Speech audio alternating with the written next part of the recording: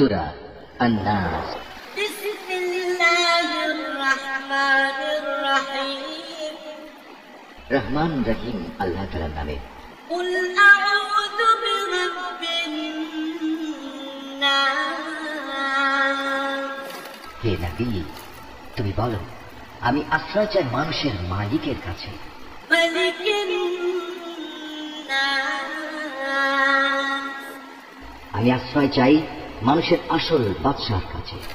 ইলাহিন নাস।